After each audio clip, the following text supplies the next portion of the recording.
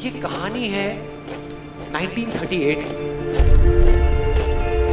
कैरली नाम के एक आदमी की, हंगेरियन आर्मी, और वो उस कंट्री का बेस्ट पिस्टल शूटर था।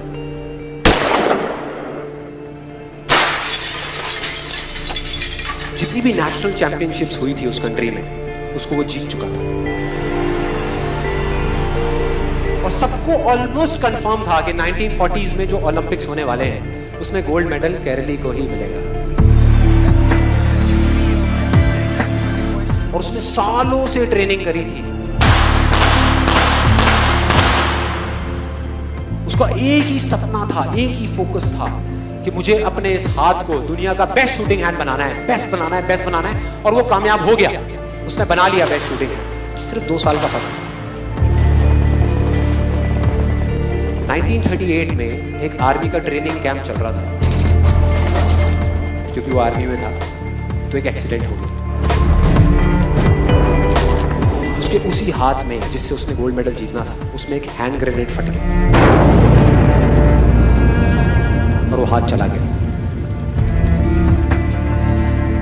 जो उसका सपना था, जो फोकस था, सब खत्म।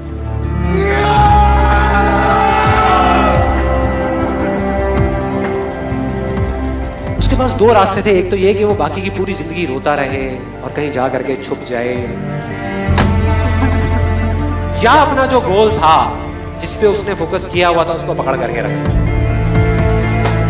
तो उसने फोकस किया उस पे नहीं जो चला गया था, जो उसके पास नहीं था।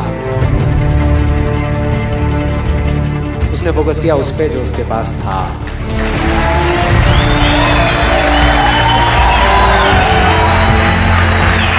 जो उसके पास था। और क्या था उसके पास में? एक लेफ्ट हैंड, एक ऐसा हाथ जिससे वो लिख तक नहीं सकता था।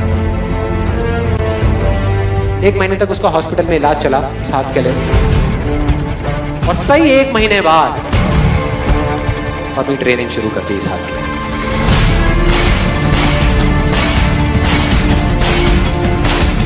ट्रेनिंग के 1 साल बाद, मतलब कि 1939 में वो वापस आया। नेशनल चैंपियनशिप्स हो रही थी वहीं पे हंगरी में, और बाकी भी बहुत सारे पिस्टल शूटर्स थे वहां पे। उन्होंने जा करके उसको कांग्रेचुलेट किया, कहा कि यार देखो, ये होता है जज्बा, ये होती है स्पोर्ट्समैन स्पिरिट, कि इतना सब कुछ होने के बाद भी तुम यहां पर आए हो हमको देखने के लिए और हमारा हौसला बढ़ाने के लिए।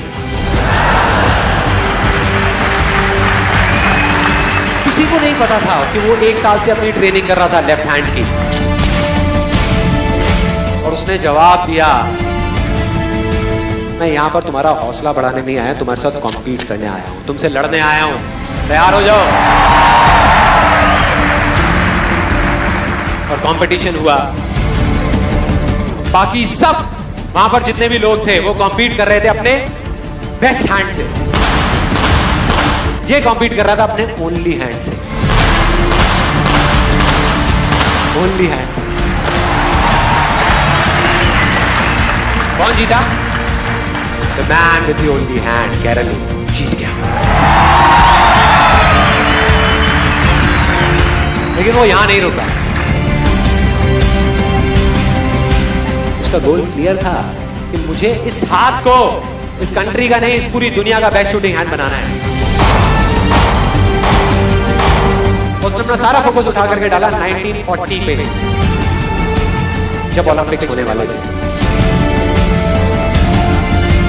लेकिन 1940s के ओलंपिक्स कैंसिल हो गए वर्ल्ड वॉर की वजह से।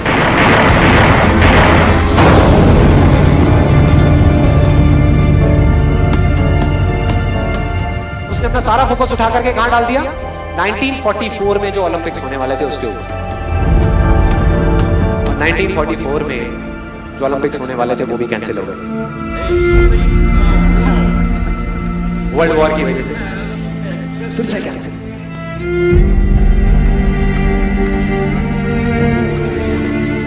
उसने अपना सारा फोकस उठा करके डाल दिया 1948 के ओलंपिक्स में।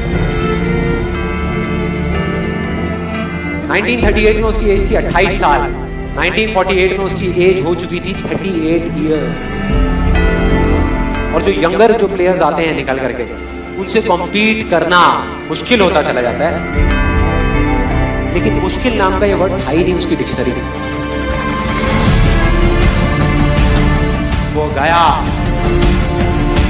पूरे वर्ल्ड के बेस्ट शूटर्स आए हुए थे जो अपने बेस्ट हैंड से कॉम्पीट कर रहे थे, और ये अपने ओनली हैंड से कॉम्पीट कर रहा था। और कौन जीता? The man with the only hand.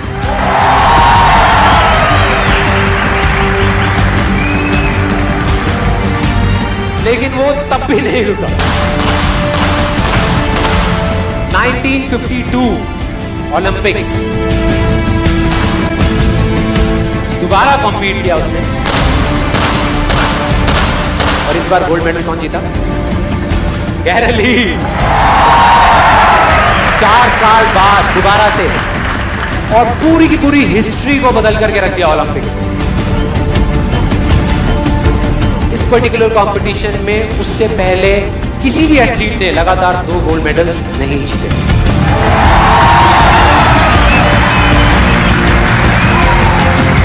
अब किसी भी लूजर के पास चले जाओ, उसके पास लिस्ट होगी बहानों की कि मैं इस वजह से फेल हुआ अपनी लाइफ में, इस वजह से मैं कुछ नहीं कर पाया। बहुत लंबी लिस्ट है। और दूसरी तरफ विनर के पास चले जाओ, उसके पास में 1000 वजह होगी वो ना करने की जो वो करना चाहता है, सिर्फ एक वजह होगी वो करने की जो वो करना चाहता है, और वो कर जाएगा।